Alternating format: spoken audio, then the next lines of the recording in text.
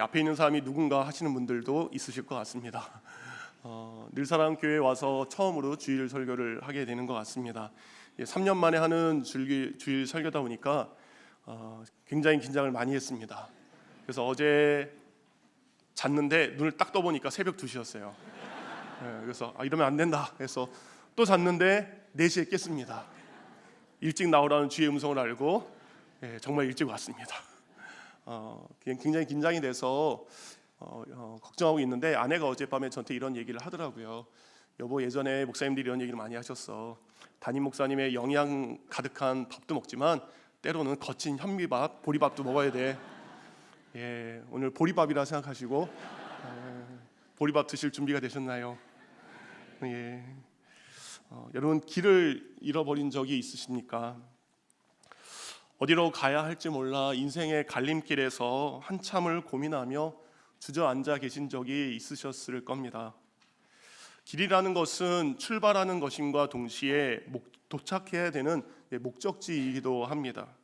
그런데 출발해야 되는 길 위에 서 있는 지금 이 순간에도 가야 할 목적지가 여전히 보이지 않을 때가 있습니다. 아니면 가야 할 길을 확신했습니다. 내가 이 길을 가야 돼. 그래서 최선을 다해서 열심히 그 길을 걸어왔는데 갑자기 길이 사라진 것 같은, 길이 끊어진 것 같은 막다른 골목에서 여러분은 주저앉은 적도 있었을 것입니다. 오늘 그런 일이 예수님의 제자들에게 일어나고 있었습니다. 예수님은 조금 전까지 제자들과 함께 유월절 만찬을 나누셨고 그 제자들의 발을 한 명 한 명 씻어 주셨습니다. 그런데 그 예수님께서 갑자기 요한복음 13장 33절에 이런 이야기를 합니다. 너희는 내가 갈 수 있는 곳에, 내가 가는 곳에 올 수 없다.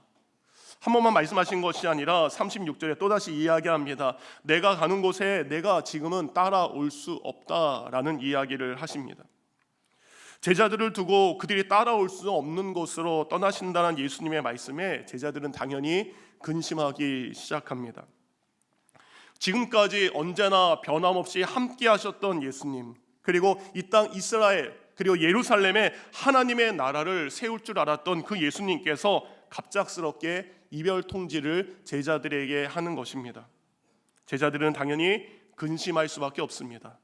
근심이란 말은 거친 파도의 방향을 잡지 못하고 요동치는 작은 배의 모습과 같습니다.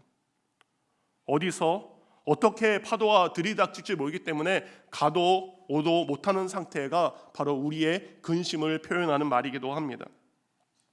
제자들은 이제 예수님이 안 계신 내일을 걱정해야 합니다.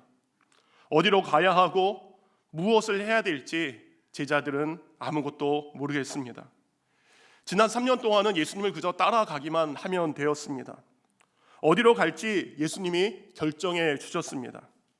아침에 눈을 뜨면 예수님께서 어디로 가자고 말씀해 주셨고 배꼽 시계가 울리면 예수님은 우리에게 먹을 것도 주셨습니다. 수많은 아픈 사람들이 예수님께 와서 그의 병을 고쳐주셨던 것처럼 제자들 중에서도 아플 때 예수님께서 그들을 치료해 주셨을 것입니다. 해가 뉘엿뉘엿 저물어가는 시간이 되면 자야 할 것 또한 예수님께서 인도해 주셨습니다. 편안한 잠자리도 있었고 때로는 불편한 잠자리도 있었지만 어디서 잠을 청해야 될지 제자들은 고민하지 않고 그저 예수님을 따라가기만 하면 되었습니다.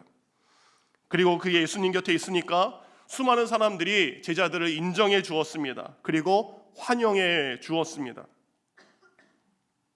이렇게 제자들은 자녀가 부모님 곁에서 모든 것을 보살핌 받았던 것처럼 그동안 예수님께서 이끄시는 대로 따라오는 삶을 살았습니다. 그런데 지금 예수님은 말씀하십니다.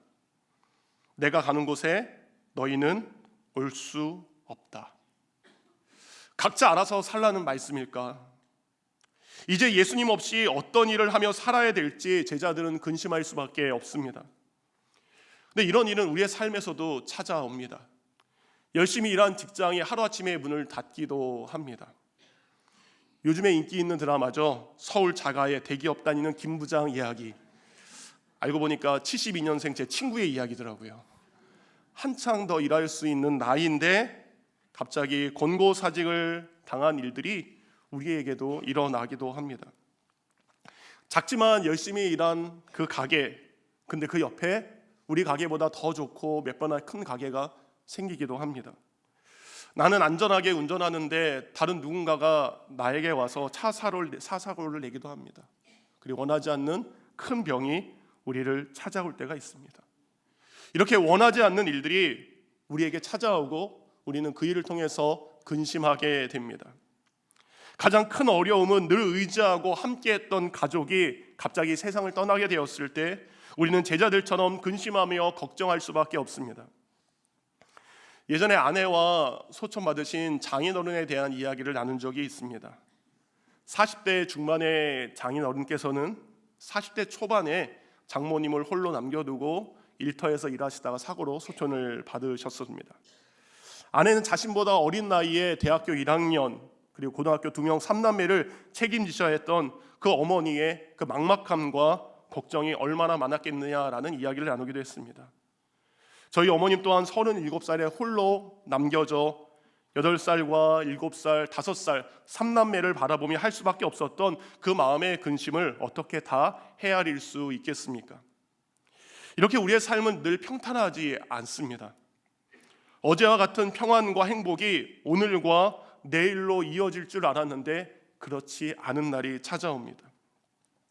어떻게 인생길에서 갑자기 가야 할 길이 보이지 않는 그 순간, 어떤 삶이 바른 삶인가 고민될 때, 그리고 하루하루를 어떻게 살아가야 될지 모를 때 예수님은 오늘 우리에게 예수님 자신을 소개하고 계십니다.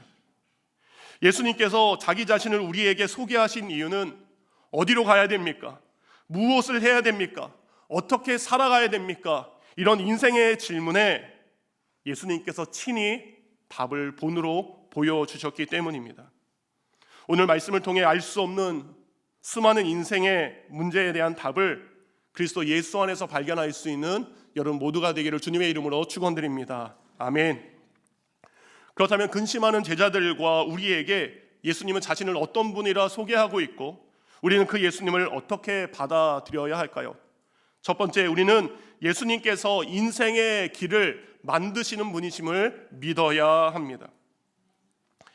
예수님은 당장 어디로 가야 되고 무엇을 어떻게 해야 될지 모르는 그리고 근심하는 제자들에게 가장 먼저 말씀을 하셨습니다. 1절입니다. 너희는 마음에 근심하지 말라. 하나님을 믿으니 또 나를 믿으라. 아멘. 예수님은 근심과 두려움 속에 있는 우리에게, 바로 여러분에게 찾아가셔서 동일하게 지금도 말씀하고 계십니다. 근심하지 말라, 두려워하지 말라. 하나님을 믿으라, 예수 그리스도를 믿으라. 우리 인생의 새로운 길을 만드시는 예수님께서는 가장 먼저 말씀을 통해 우리에게 근심하지 말고 하나님을 믿을 것을 말씀하고 계십니다. 성경을 읽다 보면 늘 근심이 찾아오고 두려움이 찾아온 사람들에게 하나님께서 가장 말씀으로 그들을 위로하십니다. 창세기 15장 1절을 보면 그동안 이루었던 모든 것을 내려놓고 이제 정든 고향을 떠나 알 수 없는 길로 가야 되는 아브라함이 있습니다. 그 아브라함에게 주님이 나타나셔서 이렇게 말씀하십니다. 우리 함께 읽겠습니다. 시작. 아브라함아 두려워하지 말라. 나는 내 방패요 너의 지극히 큰 상급이니라. 블레셋 사람들의 시기를 받습니다. 그리고 아버지 아브라함이 물려주신 유산인 우물을 빼앗긴 이삭은 분통합니다. 그리고 어디로 가야 될지 모릅니다. 그러니까 이삭이 고민하고 있을 때 억울한 이삭에게 하나님은 다시 나타나셔서 이렇게 말씀하십니다. 창세기 25장 24절. 그 밤에 여호와께서 그에게 나타나 이르시되 나는 내 아버지 아브라함의 하나님이니 두려워하지 말라. 아멘. 때론 우리의 인생 가운데 나보다 더 큰 능력을 가지고한 그들과 마주해야 될 때가 있습니다. 오늘 이스라엘 백성도 마찬가지입니다. 자신보다 뛰어난 무기와 뛰어난 능력을 가진 이스라엘 백성, 가나안 사람들, 그들을 마주한 이스라엘 백성들, 그들은 두려워하게 됩니다. 두려워하는 이스라엘 백성들에게 하나님은 이렇게 말씀하십니다. 우리 함께 읽겠습니다. 시작. 너희는 강하고 담대하라. 두려워하지 말라. 그들 앞에서 떨지 말라. 이는 내 하나님 여호와 그가 너와 함께 가시며 결코 너를 떠나지 아니하시며 버리지 아니하실 것임이라. 아멘. 그동안 의지했던 사람이 있습니다. 우리 인생의 버팀목과 같은 분이 계십니다. 민족의 뛰어난 지도자이자 자신의 버팀목이었던 모세 없이 이제 여호수아는 홀로 온 이스라엘 백성들을 이끌고 가야 됩니다. 두려워할 수밖에 없습니다. 그가 무엇을 해야 되나 알 수 없는 상황 가운데 하나님이 다시 한번 그에게 나타나셔서 여호수아 1장 9절 말씀을 하십니다. 이 시간 여러분에게 주시는 하나님의 말씀으로 다 같이 함께 있습니다. 시작. 내가 내게 명령한 것이 아니냐. 강하고 담대하라. 두려워하지 말며 놀라지 말라. 내가 어디로 가든지 내 하나님 여호와가 너와 함께 하느니라 하시니라. 아멘. 때론 우리가 최선의 노력을 다해도 우리의 의지와 상관없이 일어나는 일들이 있습니다. 오늘도 마찬가지입니다. 자신의 의지와 노력과 상관없이 찾아온 나라의 멸망 앞에, 고난 앞에 두려워하고 있는 온 이스라엘 백성들을 향해서 주님께서 말씀하십니다. 우리 옆에 분의 손을 한번 꽉 잡으시기 바랍니다. 주님께서 옆에 분에게 주시는 위로의 말씀으로 이사야 41장 10절 말씀 함께 읽겠습니다. 시작. 두려워하지 말라. 내가 너와 함께함이라. 놀라지 말라. 나는 내 하나님이 됨이라. 내가 너를 굳세게 하리라. 참으로 너를 도와주리라. 참으로 나의 의로운 오른손으로 너를 붙들리라. 아멘. 이렇게 예수님은 우리에게 먼저 근심하지 말라, 두려워하지 말라 먼저 말씀을 주십니다. 이 시간 잠시 한번 눈을 감으시기 바랍니다. 정홍희 목사님께서 1절 말씀을 다시 한번 읽어 주실 것입니다. 그 말씀을 들으실 때 그 말씀을 믿고 그 말씀에 힘을 얻는 시간이 되기를 원합니다. 하나의 말씀은 그저 위로의 말씀이 아닙니다. 그 말씀을 믿으면 근심과 두려움이 떠나가고 평안이 찾아오게 됩니다. 그 말씀을 조용히 듣도록 하겠습니다. 너희는 마음에 근심하지 말라. 하나님을 믿으니 또 나를 믿으라. 아멘. 방송실에서 하나님 목소리처럼 하려고 에코를 아주 가득 넣어주셨네요. 네. 네, 주의 음성처럼 들렸습니다. 하나님께서 우리에게 말씀하십니다. 근심하지 말아라.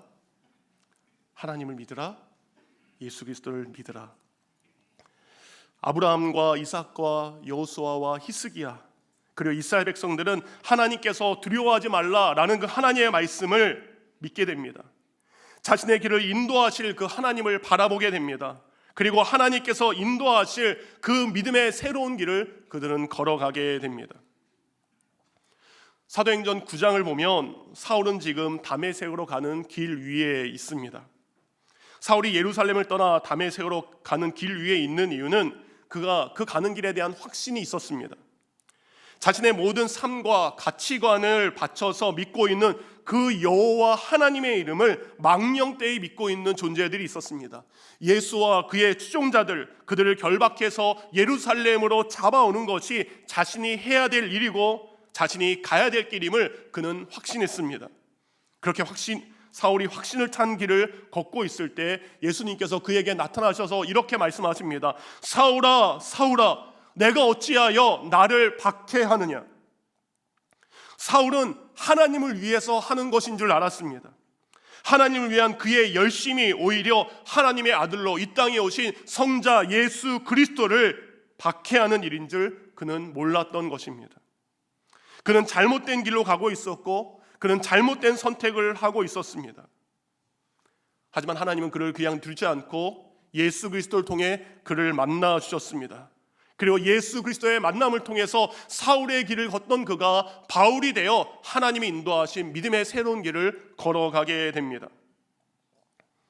사울이 하나님을 위해 자신이 가야 될 길을 처음에 확신했던 것처럼 저 또한 제가 가야 될 길에 대한 확신이 있었습니다. 제가 아이들을 참 좋아합니다. 그래서 고등학교 때부터 주일학교 교사를 했습니다. 여러분 아이들 전도하려고 삐에로 옷 입어보셨나요? 고등학교 2학년 때 삐에르 옷을 입고 전도를 했던 적이 있습니다. 그렇게 아이들이 좋아서 아이들이 좋은 그것이 부름의 사명이 되어서 신학교에 입학하게 되었습니다. 그래서 주일학교 사역을 쭉 하게 되었습니다.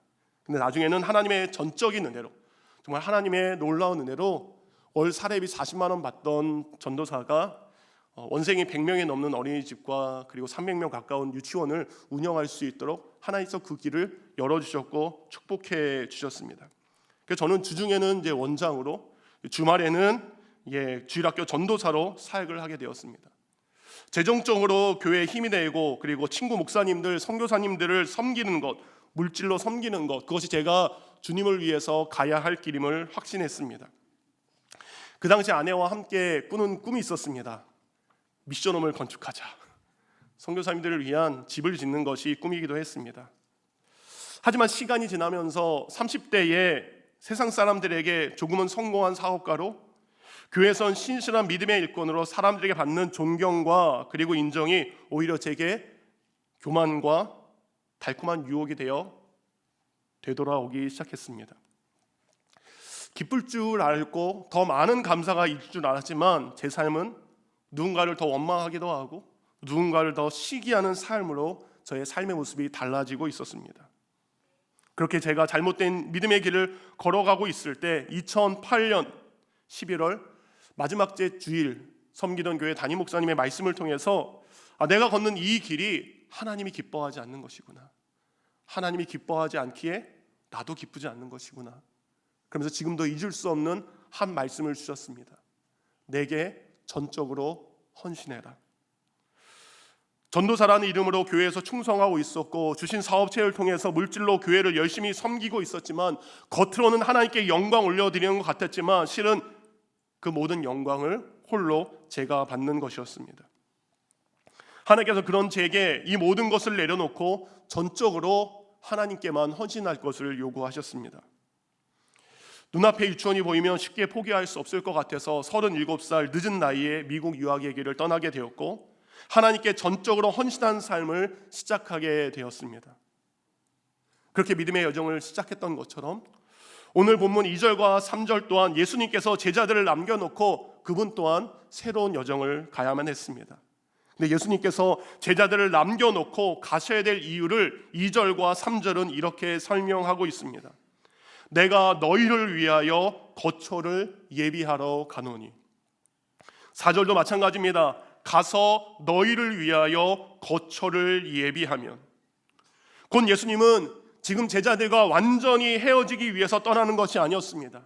그 제자들을 위해서, 그리고 우리들을 위해서 우리보다 앞서 우리가 걸어가야 될 그 길을 예수님께서 먼저 걸어가신다라는 말씀이셨습니다.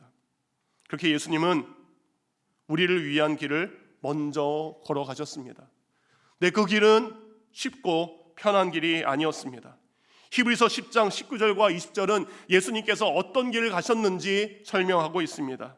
우리 다 함께 읽도록 하겠습니다. 시작. 그러므로 형제들아 우리가 예수의 피를 힘입어 성소에 들어갈 담력을 얻었나니 그 길은 우리를 위하여 휘장 가운데로 열어놓으신 새로운 살 길이요 휘장은 곧 그의 육체니라. 예수님은 우리가 하나님께 갈 수 있도록 그 길 위에 자신의 피를 흔적으로 남기셔야 됐습니다. 우리가 그 길을 갈 수 있도록 예수 그리스도는 자신의 피를 우리가 가야 될 그 길에 이정표로 흘려주셔야만 했습니다. 오늘 근심하는 제자들과 우리에게 예수님을 말씀하십니다. 내가 곧 길이라. 예수님께서는 자신의 피로 보여주신 십자가의 길을 우리로 따라오라고 말씀하십니다. 그 길을 따라가는 것을 우리는 믿음이라고 부릅니다. 우리는 예수 그리스도께서 나보다 먼저 가신 그 길을 믿으며 따라가야 합니다.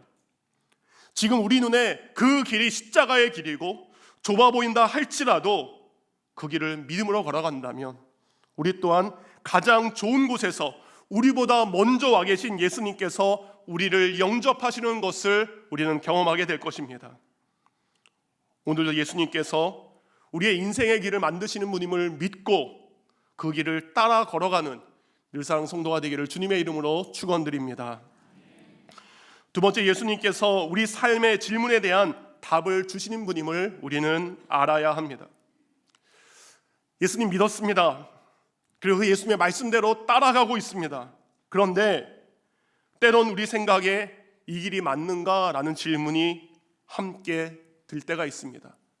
다시 근심하게 되고 다시 걱정이 우리에게 찾아올 때가 있습니다.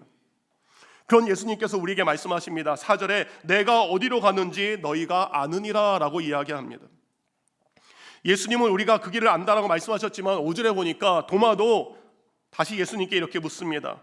도마가 이르되 주여 주께서 어디로 가시는지 우리가 알지 못하거늘 그 길을 어찌 알겠사옵나이까. 오늘 본문전인 요한복음 13장 36절에도 베드로가 예수님께 묻습니다. 주여 어디로 가시나이까. 예수님은 안다라고 말씀하십니다. 그런데 제자들과 우리는 그 길에 대해서 의문을 품습니다. 그리고 계속해서 질문을 반복합니다. 하지만 예수님께서는 제자들에게 이미 자신이 가야 될 길과 감당해야 될 사명이 있음을 3번이나 말씀해 주셨습니다. 마태복음 20장 17절과 19절에 예수님은 예루살렘으로 올라가는 길에 제자들에게 말씀하십니다. 대제사장들과 서기관들에게 내가 넘겨져 죽고 사흘 만에 부활할 것이다. 마가복음 10장 32절에 동일하게 말씀하십니다. 대제사장들과 서기관의 손에 넘겨져서 내가 죽임을 당할 것이다. 한 번 더 이야기하십니다. 누가복음 18장 31절과 34절 자신이 예루살렘에서 죽임을 당하고 부활할 것을 3번이나 그들에게 이미 말씀하셨습니다. 이렇게 3번이나 말씀하셨음에도 불구하고 제자들은 여전히 예수님께서 가시는 길이 어디인지 그리고 무엇을 하시는지 모르고 질문만 하고 있습니다. 왜 이럴까요? 예수님을 믿고 따라서 지금 그 길까지 왔지만 지금 예수님이 가시는 그 길은 자신이 바라는 길 그리고 제자들이 가고 싶었던 길과 전혀 다른 길이기 때문입니다. 내가 원하는 길로 이끌지 않기 때문에 내가 가고 싶은 길로 이끌지 않기 때문에 그들은 3번이나 들었지만 그 소리가 들리지 않고 그 길이 보이지 않는 것입니다. 우리도 예수님을 믿으면 인생에 질문이 없어질 것이라고 생각합니다. 예수 믿으면 복받고 교회 다니면 모든 일들이 잘 될 것이고, 근데 실은 그렇지 않은 일들이 우리에게 참 많이 일어납니다. 그래서 오늘 제자들이 예수님께 질문한 것처럼 우리도 우리의 삶의 질문에 대한 것을 계속 이야기하게 됩니다. 예수님, 내가 예수님 믿는데 왜 제게 이런 일이 생깁니까? 제가 교회 다닌 지 몇 년이 되었는데 왜 아직도 이런 문제가 해결되지 않았습니까? 예수님, 제가 그동안 낸 헌금이 얼마고 제가 수고했던 수고의 땀이 얼마나 많은지 주님 아시지 않습니까? 그런데 왜 제가 아직도 이렇게 살고 있습니까?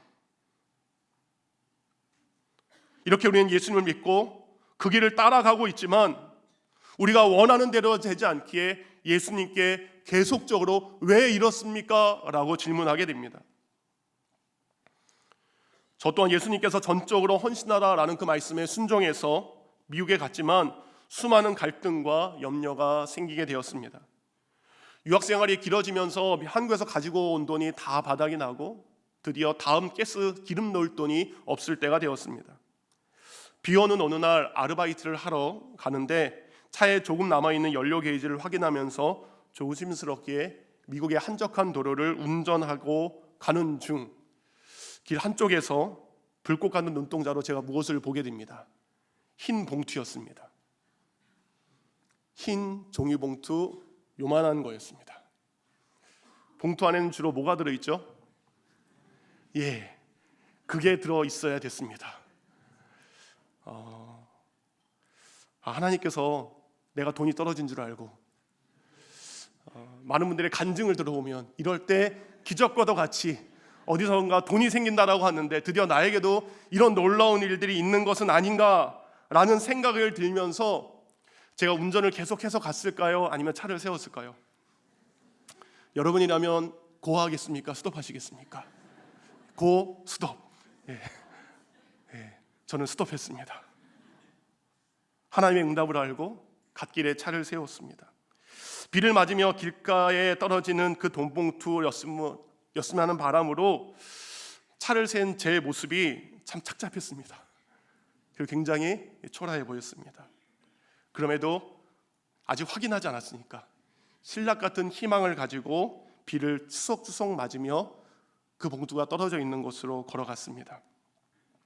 그리고 빗길에 제 곁을 지나가는 수많은 사람들에게 마치 제가 길거리에 쓰레기를 줍는 것처럼 자연스럽게 봉투를 주웠습니다. 그리고 그 종이 봉투를 열어 확인했습니다. 할렐루야! 아무것도 없었습니다. 눈물인지 빗물인지 모를 방울이 제 얼굴을 따라 흐르게 되었습니다. 하나님께 전적으로 헌신하라고 해서 이곳까지 왔는데 왜 제게 이런 일이 일어납니까? 하나님께 물을 수밖에 없었습니다. 저 스스로에게도 내가 그것을 내려놓고 이곳에 온 것이 맞느냐라는 생각에 후회와 근심이 밀려왔습니다. 그런데 그런 수많은 질문들과 상한 마음을 가지고 하나님 앞에 나아가게 하나님께서 인도하셨습니다. 그 당시 제가 수업을 월요일 아침부터 저녁까지 몰아듣고 화요일부터 토요일까지 하루 13시간, 12시간씩 일했었어요. 밤에는 일 마치고 와서 과제를 해야 됐음에도 불구하고 잠이 오지 않았습니다. 새벽에 일어나 교회를 갑니다. 새벽 예배가 끝난 후 교회 찬바닥에 무릎을 꿇고 하나님 앞에 기도합니다. 하나님께 묻습니다. 무엇을 구하는 것이 아니라 하나님께 질문합니다. 하나님, 전적으로 헌신하라고 해서 이곳에 왔는데 이게 뭡니까? 언제까지 일해야 됩니까? 제 물음에, 제 질문에 하나님은 하루 이틀, 좀 더 시간이 지났음에도 불구하고 아무런 대답이 없으셨습니다. 몇 달 뒤 그러던 어느 날 학교에서 한 4시간 정도 떨어진 교회에서 원래 설교하기로 가기로 하셨던 분이 못 가게 되고 또 그분이 다른 분한테 부탁했는데 그분도 못 가게 되면서 제가 땜빵에 땜빵으로 4시간 운전해서 설교를 하러 어느 교회에 가게 되었습니다. 가보니 교회에는 새로운 담임 목사님을 청빙한다는 곳곳에 게시물이 붙어 있었습니다. 저와는 상관없기에 제게 주어진 주일날 설교를 마치고 좋은 목사님 오실 것입니다 라고 인사하고 저는 내려오게 됐습니다. 그뒤로 또 한 달이 지난 후 청빙위원장 장로님께서 연락이 오셨습니다. 성도님들이 목사님도 서류를 좀 받았으면 한다라고 저한테 서류를 빨리 준비해서 보내달라는 내용이었습니다. 근데 제가 알기로는 그 교회 청빙 조건이 5가지였습니다. 담임 목사 경력이 있어야 됩니다. 대학원을 졸업했어야 됩니다. 미국에 사역하신 거기 때문에 영주권이나 시민권이 있어야 됩니다. 그리고 이민교회에 되니까 뭘 잘해야 될까요? 영어를 잘해야 됩니다. 그리고 전임 목사님이 찬양 인도자이셨어요. 그 찬양 인도도 잘해야 된대요. 이 5가지에 저는 아무것도 해당되지 않았기에 그런데 갔습니다. 왜? 한 번 더 설교할 수 있고 그동안 일하느라고 가족끼리 어디 여행을 가본 적도 없었어요. 가면 가족을 같이 오라고 하시더라고요. 오고 먹을 것을 찾아주시고 숙소도 예약해 주시고 오고 가면서 수고했다고 묻으세요. 교통비도 주실 것이기 때문에 그런 생각으로 간 것이지 제가 담임 목사가 된다는 생각은 전혀 없었습니다. 제게 주어진 금요일, 토요일, 주일 3일간의 설교를 부담 없이 기쁜 마음으로 마치고 다시 4시간 거리를 운전하고 내려와서 집에 거의 도착하기 30분 전 청빙위원장 되시는 장로님께 연락이 왔습니다. 목사님이 저희 교회 담임 목사가 되셨습니다. 전 놀랐습니다. 이건 아닙니다. 박수 받을 일은 아닙니다. 전적인 하나님의 은혜였습니다. 그때 제 카톡 상태 메시지를 바꿨습니다. 은혜 입은 자. 정말로 하나님의 은혜로 그곳에서 늘사랑 오기 전까지 10년 동안 담임 목회로 귀한 교인들을 섬길 수 있게 되었습니다. 새벽마다 부르짖는 제 질문에 하나님은 이렇게 응답해 주셨습니다. 저는 몰라서 매일 울었고 저는 몰라서 매일 질문했습니다. 근데 하나님께서는 가장 좋은 때에 하나님께서 제게 응답하셨습니다. 내가 곧 진리라. 사랑하는 늘사랑교회 성도님들, 우리 예수님께서도 말씀하셨습니다. 십자가 고난 앞에 제자들과 마지막 작별 인사를 나눈 후 그분은 이렇게 기도합니다. 내 아버지여, 만일 할만하시거든 이 잔을 내게서 지나가게 하옵소서. 하나님의 그 뜻을 알지만 순종하기 어려웠을 때 예수님도 그 고난 앞에 하나님 앞에 나와 간절히 기도하셨습니다. 사랑하는 성도님들, 여전히 풀리지 않는 인생의 질문 앞에 예수 그리스도의 이름으로 하나님 앞에 나가 믿음으로 기도하시기 바랍니다. 우리가 기도할 때에 여러분 인생에 아직도 풀리지 않는 그 문제에 대한 답을 하나님께서 허락하실 줄 믿습니다. 세 번째, 예수님께서는 죽음을 생명으로 바꾸시는 분임을 우리는 확신해야 됩니다. 죄가 세상에 들어오기 전 하나님께서는 아담에게 세 가지의 특권을 주셨습니다. 첫째, 창조주 하나님을 알았습니다. 둘째, 창조주 하나님과 교제했습니다. 그리고 창조주 하나님께서 주시는 영적인 생명과 영원한 생명을 그는 갖고 있었습니다. 그런데 아담이 죄로 불순종하고 타락했을 때 이 세 가지의 특권은 모두 끊어지고 사라지게 되었습니다. 죄로 인해 아담은 진리이신 하나님을 모르게 되었습니다. 하나님 앞에 숨는 자가 되었습니다. 영원한 생명과 함께 영적인 생명을 잃어버린 자가 되었습니다. 하나님께서는 창세기 2장 17절을 통해서 이렇게 말씀하셨습니다. 내가 그 열매를 먹는 날에는 반드시 죽으리라. 그렇게 말씀하셨기 때문에 그 말씀은 엄격하게 지켜져야 됩니다. 그는 먹었고 그는 죽는 자가 되었습니다. 이렇게 죄로 인해 인간은 하나님을 모르는 존재, 하나님을 부인하는 존재, 하나님께서 주신 영원한 생명을 잃은 죽은 자가 된 것입니다. 아더 핑크 목사님은 그리스도에게서 벗어난 자는 존재하되 영적 생명은 없는 자라고 이야기합니다. 육신으로 태어나 하루하루를 살지만 하나님을 떠난 이들은 죽은 자입니다. 왜냐하면 영원한 생명이 있는 하나님의 나라로 걸어가는 인생이 아니라 영원한 심판이 있는 그 지옥으로 걸어가는 인생이기 때문입니다. 하지만 사랑의 하나님께서는 우리가 죽은 자로 살다가 영원한 심판받는 지옥에 가는 것을 그분은 원하지 않습니다. 가만히 바라만 보고 계시지 않습니다. 죽은 우리, 그리고 죽음을 향해 가는 우리를 살리기 위해서 그의 아들 예수 그리스도를 우리에게 보내주셨습니다. 그리고 하나님을 떠나 죽은 우리에게 오신 예수님은 오늘 본문을 통해 우리에게 이렇게 말씀하십니다. 6절 말씀 다 같이 한 번 더 읽겠습니다. 시작. 예수께서 이르시되 내가 곧 길이요 진리요 생명이니 나로 말미암지 않고는 아버지께로 올 자가 없느니라. 아멘. 예수님이 오셔서 말씀하십니다. 나는 생명이다. 예수님께서는 죽은 우리에게 말씀하십니다. 나는 생명이다. 누가복음 15장 4절을 보면 아버지를 떠난 탕자가 돌아왔을 때 그에 대해서 이렇게 이야기합니다. 이는 내 아들은 죽었다가 다시 살아났으며, 아버지를 떠난 탕자는 죽은 자라고 성경에 기록하고 있습니다. 하지만 다시 아버지께 돌아온 탕자는 성경에 살아난 자라고 말씀하고 계십니다. 요한복음 5장 24절, 예수님은 우리에게 이 놀라운 일들을 감당하기 위해서 믿음의 고백을, 믿음의 말씀을 우리에게 주십니다. 우리 5장 24절을 다 같이 한번 읽겠습니다. 시작. 내가 진실로 진실로 너희에게 이르노니 내 말을 듣고 또 나 보내신 이를 믿는 자는 영생을 얻었고 심판에 이르지 아니하나니 사망에서 생명으로 옮겼느니라. 아멘. 예수님 말씀하셨습니다. 나를 믿는 자는 사망에서 생명으로 옮겼느니라. 그 예수님은 우리를 사망에서 생명으로 옮기기 위해서 오셨습니다. 그런데 예수님께서 우리를 사망에서 생명으로 옮기는 것은 거저 되는 것이 아니었습니다. 그냥 되는 것이 아니었습니다. 그것은 바로 십자가를 지라는 하나님의 말씀에 순종해야 이루어지는 일입니다. 예수님은 우리에게 생명 주시기 위해서 자신의 생명을 십자가에 내어놓으라는 그 하나님의 말씀에 순종하셨습니다.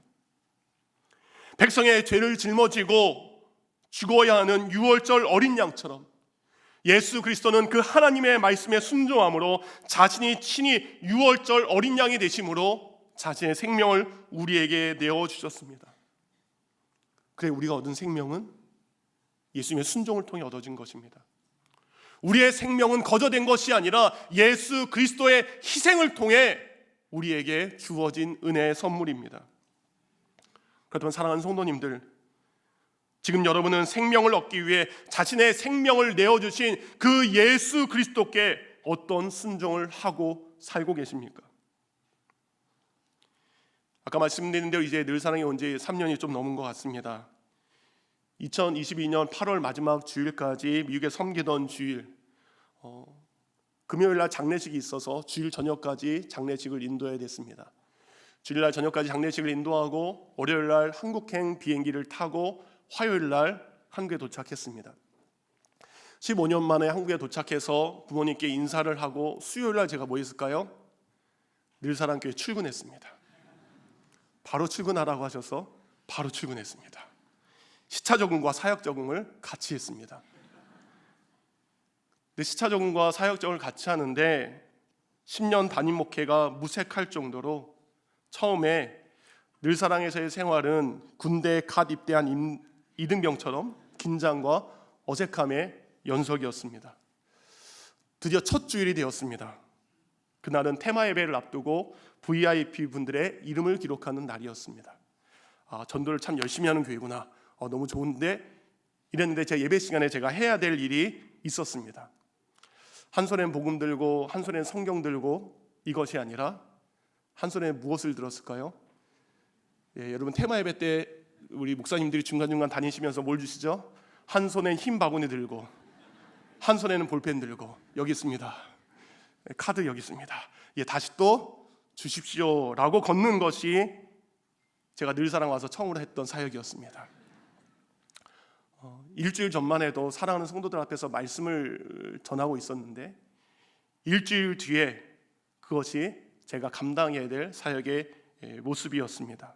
그날 저는 미국에서의 담임 목회를 내려놓고 한국에서 부목사로 사역하는 것이 무엇인지 느끼기에 충분한 하루였습니다. 그것을 보통 뭐라고 이야기하죠? 현타 왔다라고 이야기합니다. 현타가 왔습니다.